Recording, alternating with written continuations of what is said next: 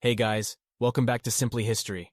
Today we are going to talk about a very touchy subject, the Danubian war crimes. In this video, I'm going to cover 5 of the most significant massacres of the war. I will not be covering the Danubian Wars in general today, as that will be the subject of another video. Since this video is probably not going to be monetized, I'm going to ask you to press that subscribe button very hard, and maybe go and check out my Patreon. This video is sponsored by Borsec, the official water of the CK hockey team. Before I begin, I want to stress the fact that I will instantly delete any genocide denial or apologizing in my comment section, as well as any Balkan ultranationalistic stuff. Let's jump into it. The first massacre I want to cover is the Red Lake drownings. In 1976, the Romanian army decided to intervene in the war on the side of the state of Transylvania, an ethnically Romanian state fighting for union with the country.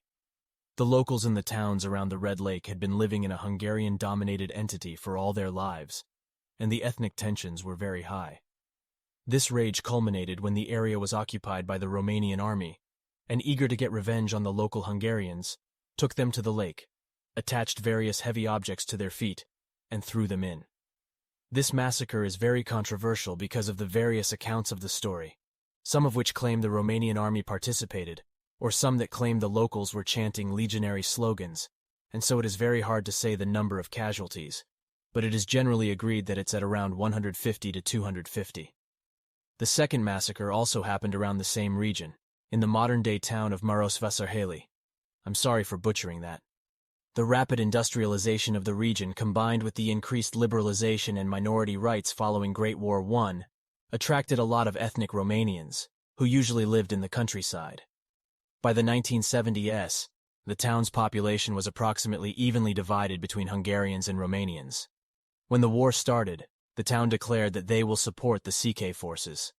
On the 20th of March, an armed gang of 20 Romanians captured the old medieval fortress, which contained the town's main Calvinist church, and took 37 hostages, including the church attendants, 5 tourists, the church choir, and the priest, to force the town hall to declare in favor of the state of Transylvania.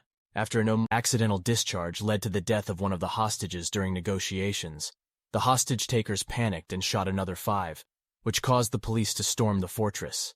In the chaos, 30 hostages, 2 policemen, and 18 hostage-takers died, bringing the total death count up to 56. Following this, the native Hungarian populace took their revenge on the Romanians by rounding up all Orthodox preachers in the town and killing them, often by shooting, or when that wasn't an option, by hanging. The third war crime is the most famous one, the Banat genocide. The Banat genocide, at first, was a united Yugoslav-Hungarian-Romanian campaign to exterminate the local German population. Things quickly broke down as crossfire incidents between the 3 armies became more common, eventually just becoming a 4-way genocide, amplified by the fact that the Germans struck back against the other nationalities. Between 1982 to 1985, 50,000 civilians were killed in one of the most brutal days in the history of the region. In the Treaty of Petrograd, which I'm going to cover in a video in the near future, it was decided that all individuals of German ethnicity in the newly established territories will be allowed full rights of passage into the newly created governorship of Banat, which was just an excuse for the new governments to deport all of their remaining German nationals into the region. Today, it is a multicultural, albeit deeply scarred region that is trying to recover from its past. The fourth massacre I would like to cover is perhaps one of the most important false flag operations of history. In early 1981, Bosniak Muslim and Yugoslav forces captured the city of Sarajevo from the Republic of Srpska. The Serbian government made the decision to send 3 men, Zeljko Raznatović, Radovan Karadzic, and Slobodan Milosevic, to infiltrate the city, pretend to be Muslim nationals, and start killing Yugoslav soldiers in an attempt to cause a conflict between the 2 sides.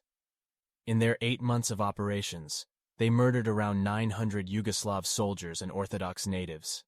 They did not succeed, as Raznatović was recognized by a Montenegrin shopkeeper who knew him from his childhood. The 3 men fled to Serbia, where they lived until the Kosovo crisis, when they were sent, once again, to stir up trouble, but ended up getting arrested by Albanian authorities and handed over to Zagreb. The last massacre I'm going to be talking about today is one of the rare moments of unity during the Danubian Wars. Romanis were one of the most looked down upon groups in the war by far, just being caught in the crossfire at best. One of the worst moments of the war for them was when a couple hundred Romani men in southern Slovakia took up arms and started fighting against both Slovaks and Hungarians. The two forces were bewildered to see people they considered as subhuman fight back against them.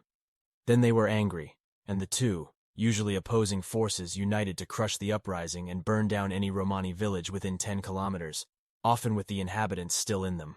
That concludes our video, guys.